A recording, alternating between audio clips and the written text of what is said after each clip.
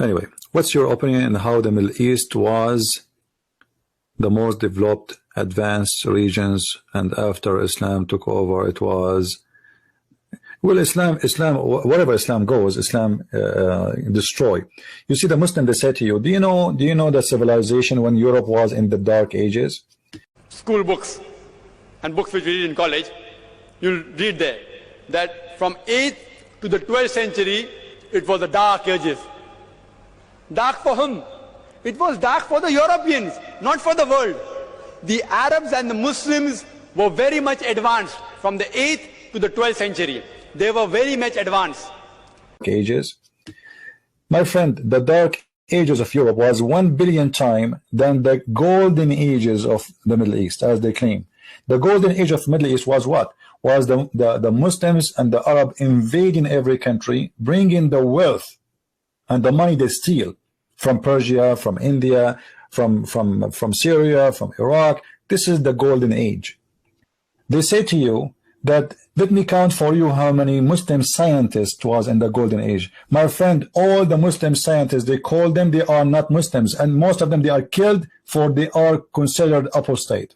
And technology what we had from 8th to 12th century, what discoveries the Muslim scientists have made, it's unbelievable.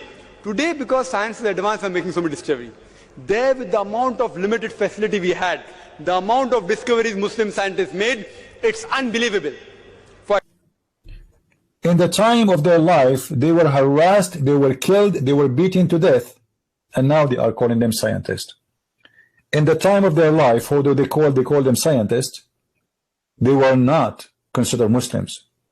The Europeans, they later on picked up the books of the Muslims and rehashed it and said, we discovered it. See, if you see the discovery that Muslims have made, for example, if you know of Al-Kindi, Al-Kindi, he was a philosopher, a mathematician, an astronomer. They were not considered Muslims. You know Ibn Khaldun? You know the philosopher Ibn Khaldun? The Muslims are so proud about him. Do you know what Ibn Khaldun he said? About these laws, I want to introduce one of the best people in the history of humanity who talked about these laws. His name is Ibn Khaldun, rahimahullah ta'ala. Ibn Khaldun was born in Tunis and died in Egypt. He said that the Arab are savage and they are willing to burn a library or a palace to take the wood and the pages to cook on them. So what they call them scholars, and they are proud about them, actually those people, they were harassed, they were killed, they are considered not Muslims, and actually most of them, they are not even Muslims. They left Islam. There's a very, very big scholar in Islam. His name is Abu Bakr al-Razi. Abu Bakr al-Razi. Muhammad Zakaria Razi, he was famous in medicine. He was authority on the field of smallpox and measles. This guy, al-Razi, in the beginning of his life was trying like a crazy to defend Islam. I can tell he was a believer. Then this guy, he left Islam. And he said clearly, my find is very simple. Allah did not create anything. He cannot be the creator. Here we go.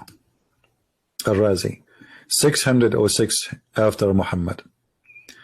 This guy is a big name. He is a scientist. He is a scholar in Islam. He is. And every Muslim is so proud about Al-Razi. Now, if we go and search in Google, who is Al-Razi? You will be surprised. And this is an article actually made by Muslims. Look what the article is saying. Why the following scientist was killed, and he start counting the names. لماذا قتل الرازي? He was killed.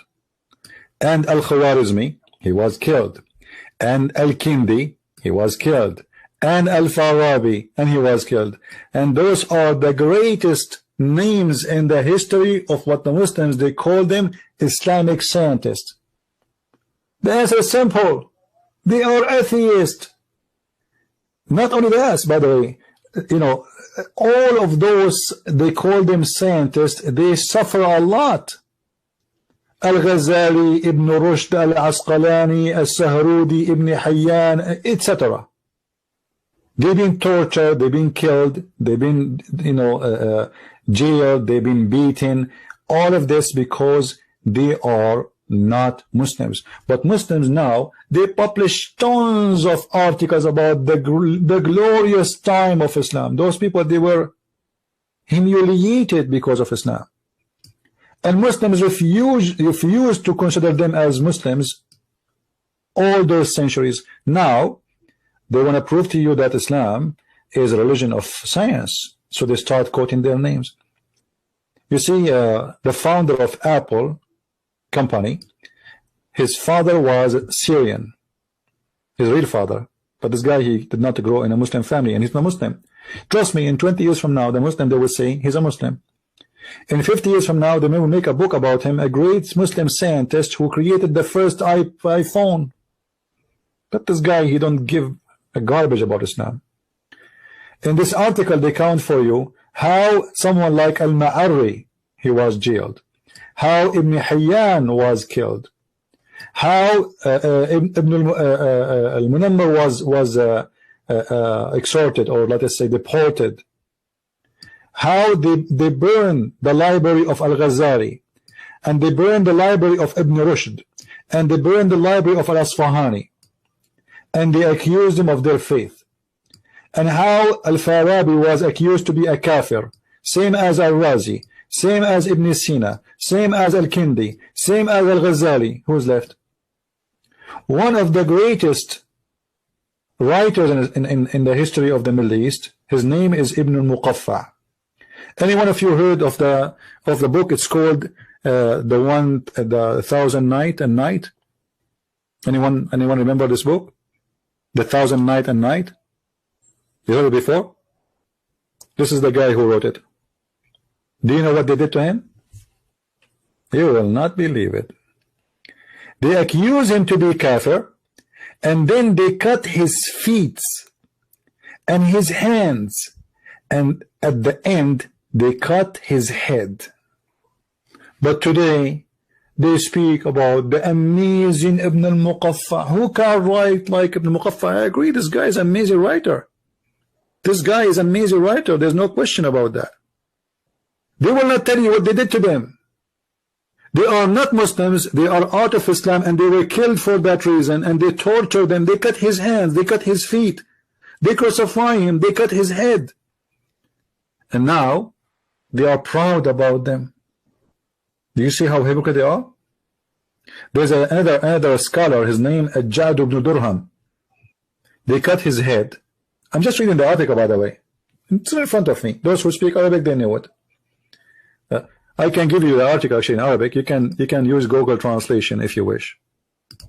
All those who they are called the highest scholars of Islam, they've been killed. They are not Muslims. There's a guy, his name is Lisanuddin Ibn al-Khatib. Not only they killed him, they burned his body. There's another scientist, his name Ibn al-Farid. They chase him and he run. Nobody knows where he go. One of the most bigger names of history in the Middle East, or let's say historian and the researcher, his name is As-Sahrudi. He was killed.